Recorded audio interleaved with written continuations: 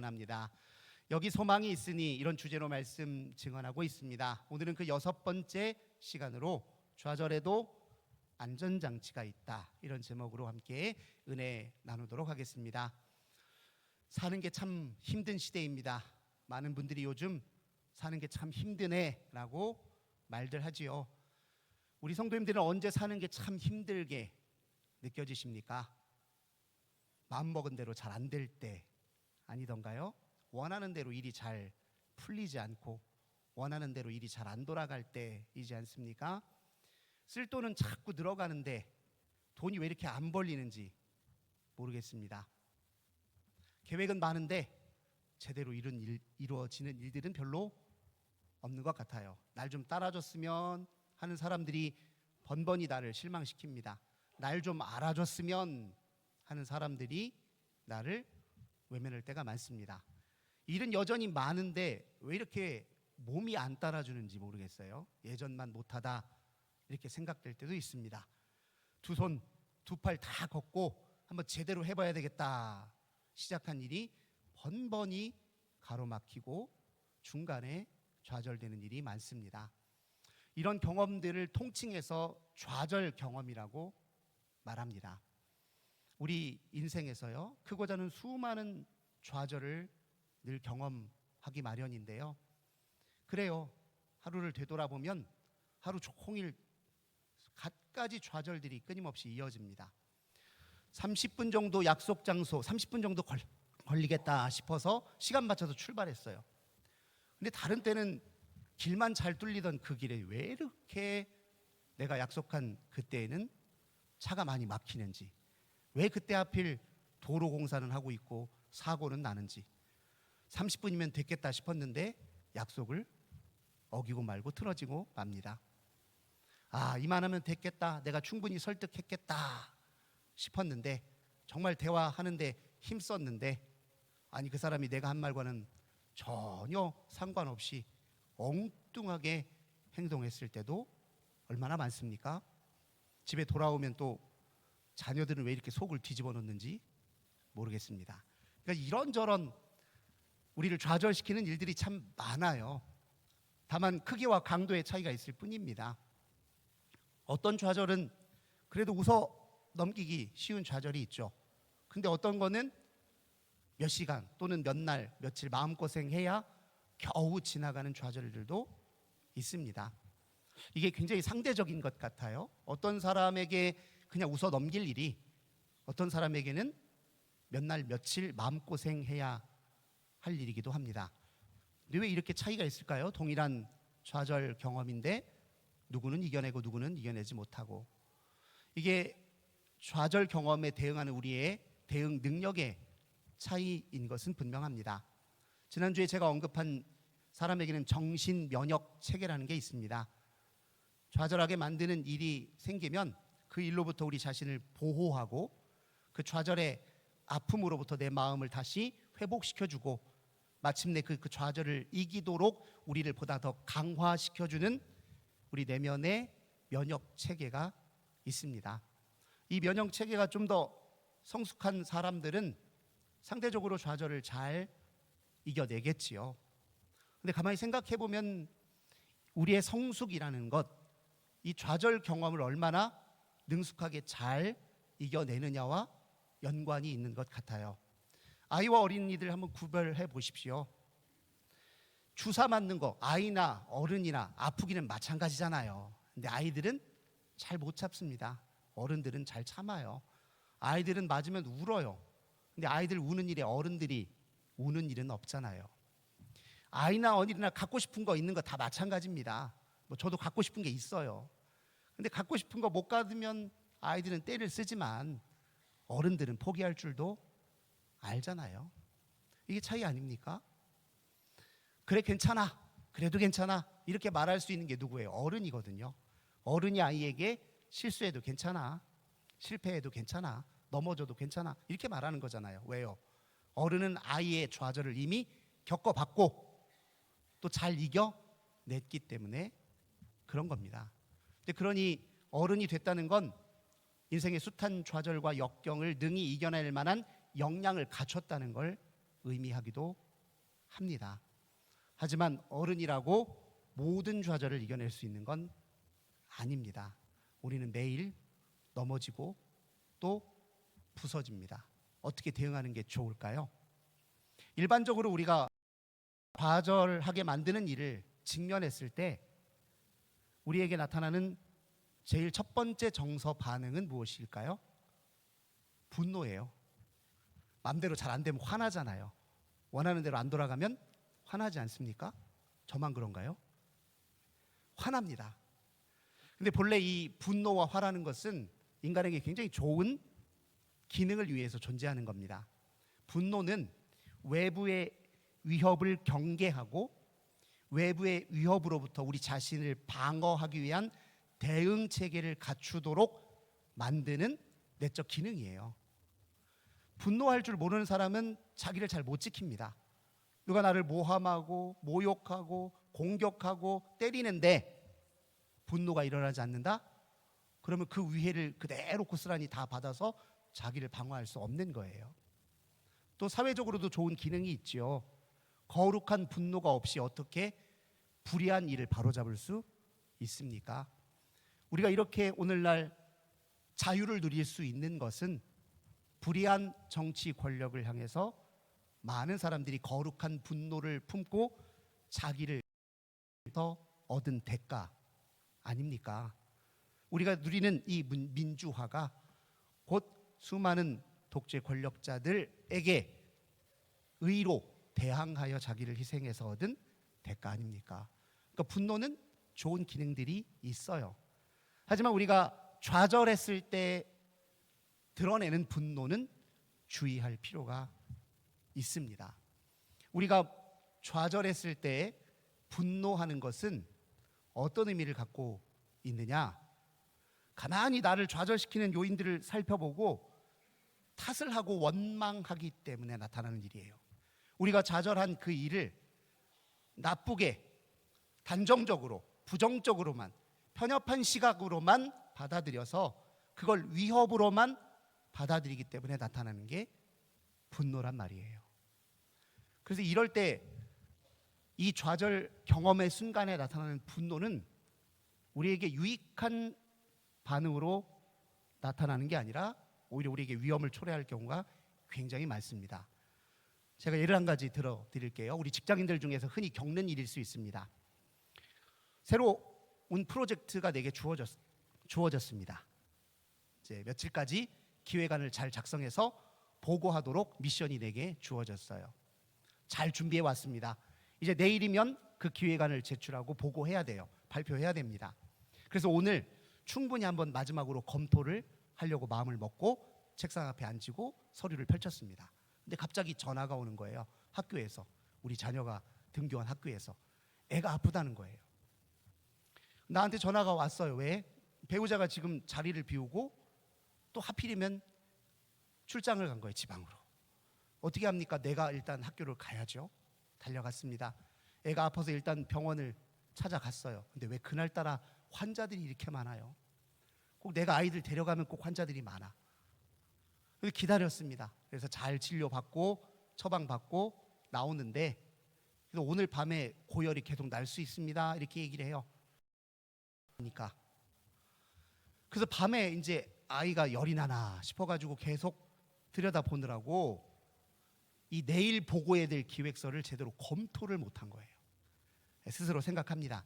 그동안 준비했는데 별 이상 없겠지, 뭐 큰 틀릴 만한 일은 없을 거야 하고 생각하고 그 다음날 기획서를 제출했는데 아뿔싸 중요한 데이터 하나를 누락시킨 거예요.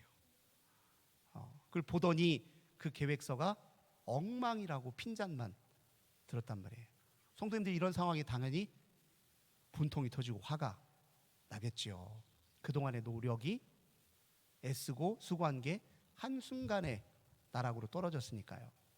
근데 이때 이 좌절의 순간에 우리는 왜 화가 났을까요? 우리의 화를 가만히 들여다보면요, 실은 단순히 우리의 욕구나 의도와 우리의 바람이 좌절됐기 때문이 아니라 또 다른 이유가 있습니다. 자, 기획안이 이렇게 한순간에 날아가 버리니까 무슨 생각이 드냐? 야, 이 회사가 나를 이렇게 무능한 사람 취급하면 어떻게 하지? 다음에 나한테 또 기회를 주지 않으면 어떻게 하지? 나한테 이제 믿고 무슨 일을 맡기겠어? 불안하고 두려워져요. 이 불안과 두려움이 화가 나게 만드는 거예요. 그리고 또 이런 생각이 들어요. 왜 하필 이때 아파가지고, 왜 하필 이때 내 배우자는 집을 비우고 다른 데를 가가지고, 왜 하필 열만이 나는 독감이 걸려가지고. 그러니까 우리를 좌절하게 만드는 원인을 막 헤집고 살펴보더니 그걸 막 탓하고 원망하는 거예요. 그래서 화가 나는 겁니다. 아니, 그러면 일찍 조금 더 세밀하게 잘 검토하지. 자기 자신의 무능이 너무 싫은 거예요. 자기에게 또 화가 나는 겁니다. 이거 화가 나는 이유는 뭐냐면 그때 겪은 그 좌절의 상황, 그 원인들을 다 헤집고 다니면서 전부 다 탓하고 원망하기 때문에 나타나는 일입니다. 부정의 언어, 분노의 언어는요, 굉장히 편협하고 단정적이고 또 오류가 너무 많아요. 예를 들면 좌절의 상황에 우리가 자주 푸념처럼 늘어놓는 말 뭐예요? 되는 일이 하나도 없네. 근데 이거 거짓말이에요. 되는 일도 있고 안 되는 일도 있지요. 어떻게 모든 게 다 되는 일 어떻게 하나도 없을 수가 있습니까? 근데 분노는 이렇게 과장된 언어를 써요. 되는 일이 하나도 없네. 그러니까 더 화가 나는 거예요. 하필이면 왜? 이 상황 때문에, 저 일 때문에, 저 사람 때문에 항상 탓을 해요. 이게 분노의 언어의 특징입니다. 그런데 이렇게 분노는요, 마땅히 화풀이할 대상도 없어요. 아까 그 예를 들어볼게요. 아니, 내 보고서 기획안을 땅에다 집어 던졌다고 내가 상사한테 화풀이를 하겠습니까? 자녀가 아팠다고 왜 하필 이때 아팠냐고 자녀에게 탓을 할 수 있겠냐고요. 실제로 아내한테 또는 배우자한테 왜 하필이면 이때 집을 비웠냐고 뭐라고 할 수 있냐고요. 안 된다니까요. 화는 나는데 마땅히 분풀이할 곳은 또 없어요. 그게 좌절을 만났을 때 우리에게 나타나는 분노가 겪는 어려움입니다. 그럼 이 분노는 쌓이고 쌓이다 보면 어떻게 되냐? 서글픔으로 바뀌어요. 참 내 인생 돌아보니까 진짜 서글프네. 도대체 내가 뭘 그렇게 잘못했길래 내 인생 왜 이럴까? 서글퍼져요. 이 서글픔이 깊어지면 뭘로 갈까요? 우울로 갑니다. 현대인들의 우울의 상당수는 서글픔이 있고 분노가 있고 그리고 그 배후에 불안이 있어요. 이게 다 세트로 항상 나타나요. 우리의 좌절은 이렇게 우리를 궁지로 몰아넣을 수 있다는 거예요. 그럼 어떻게 대응하면 좋을까요? 어떻게 대응하는 게 현명하게 대응하는 일입니까? 우리 요나 이야기를 통해서 배워보려고 합니다. 요나는 주전 8세기 중반 북이스라엘의 여로보암 2세 왕 통치기에 활동했던 선지자였습니다. 그런데 요나 이야기를 보면 주요 배경 무대가 북이스라엘이 아니에요. 아수르입니다. 선지자들의 삶을 보면요, 참 보통 일이 아닌 것 같아요. 얼핏 보기에는 참 부럽기도 합니다. 이 시대를 향한 하나님의 말씀을 먼저 들어요. 먼저 알아요. 이거 얼마나 신비스럽고 부러운 일이냐고요. 세상의 비밀을 자기가 먼저 알게 됐다 생각해 보세요. 그런데 문제는 뭐냐면 선지자들이 받았던 그 말씀이 때로는 가슴에 담아두기가 너무 벅찬 말씀들이 많아요. 감당하기 힘든 말씀들이 너무 많다는 거예요.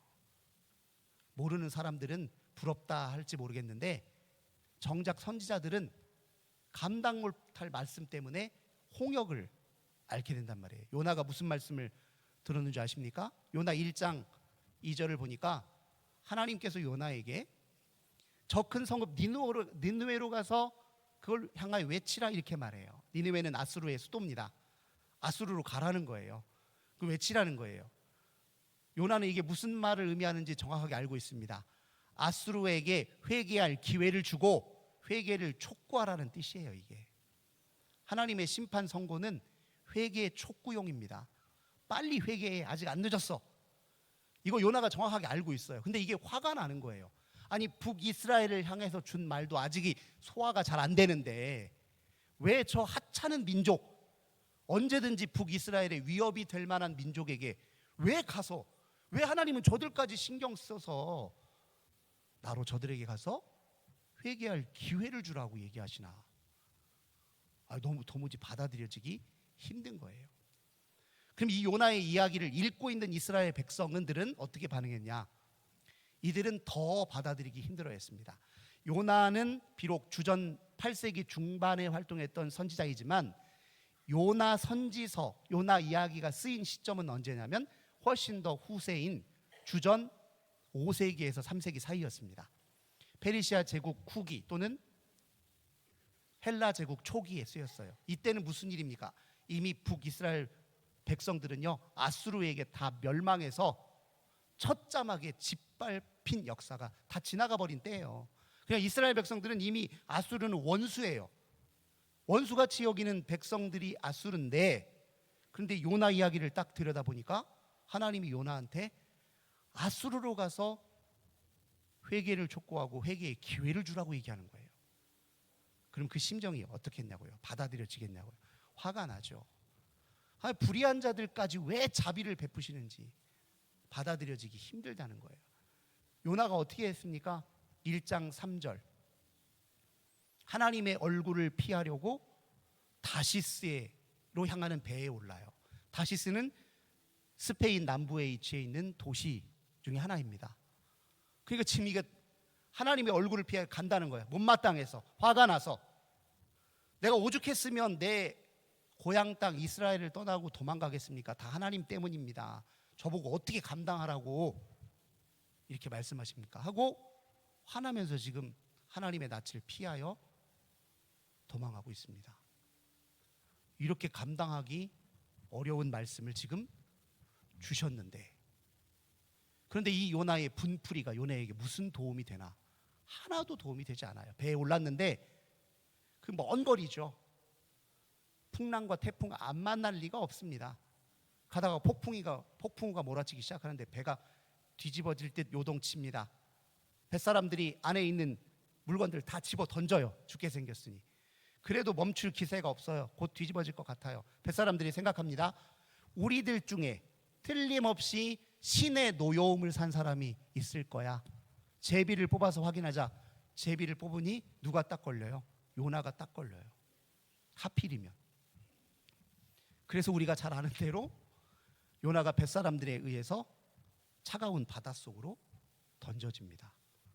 요나는 철저하게 이 순간 실패했어요. 그의 분노가 폭풍화를 잠잠케 하기를 했습니까? 그의 분노가 그를 애워싼 뱃사람들의 마음을 진정시켜 주기를 했습니까? 그의 분노가 그를 바다에서 건져주기를 했습니까? 아무 소용이 없어요. 그냥 차가운 바다로 던져졌습니다. 여기까지는 철저한 실패예요. 좌절 중에 좌절이에요. 선지자로서 무너졌습니다. 그런데 여기에 반전이 있죠. 요나 이야기를 보니 하나님이 미리 준비하신 게 있었어요. 오늘 본문 보세요. 하나님이 이미 큰 물고기를 예비하셨으므로 요나를 삼키니라. 알고 보니 요나는 비록 좌절했지만 하나님은 요나에게 좌절하지 않으셨어요. 요나가 좌절했으나 하나님은 요나에게 다른 계획을 갖고 계셨습니다. 그를 변화로 이끄시기 위해 미리부터 준비하셨어요. 거친 바닷물, 차가운 바닷물 속으로 그냥 내 던져진 줄 알았는데 알고 보니 하나님이 주신 물고기 안으로 삼켜졌습니다. 좌절에도 안전장치가 있습니다. 좌절의 순간 우리가 꼭 기억해야 될 것은 우리의 좌절에 반드시 안전장치도 있다는 거예요. 왜요? 우리가 좌절해도 우리에게 좌절하지 않으시는 하나님이 우리 곁에 계시기 때문에 그렇습니다. 하나님이 우리의 좌절보다 더 큰 계획과 일로 우리에게 역사할 준비를 이미 마치셨기 때문에 그렇습니다. 우리를 좌절시키는 건 우리를 좌절하게 만드는 일이 아니에요. 좌절의 순간 하나님이 하실 일들을 인정하지 않기 때문입니다. 하나님을 망각하는 게 우리 인생의 가장 큰 위협이에요. 좌절이 우리를 좌절시키는 게 아니라 좌절의 순간에 하나님을 망각하는 일이 우리를 좌절시키는 일입니다. 그렇게 요나가 물고기에 삼켜져서 3일 밤낮을 뭘 했느냐? 2장 1절을 보니까 기도했어요. 우리는요, 인생에 대해서 분풀이하고 짜증을 내고 화를 낼 때는 많은데 기도에는 너무 인색해요. 왜 이렇게 기도에는 인색하세요? 하루에도 수없이 짜증을 내면서 왜 이렇게 기도에는 인색하시냐고요. 좌절의 순간에 분풀이하는 것보다 기도하는 게 낫지 않습니까? 요나가 기도하는데 첫 번째 뭐라고 기도하냐? 2장 2절에 이렇게 기도합니다. 이르되 내가 받는 고난으로 말미암아 여호와께 불러 아뢰었더니 주께서 내게 대답하셨고 내가 스올의 뱃속에서 부르짖었더니 주께서 내 음성을 들으셨나이다. 무슨 말입니까? 주님 들으시더라는 거예요.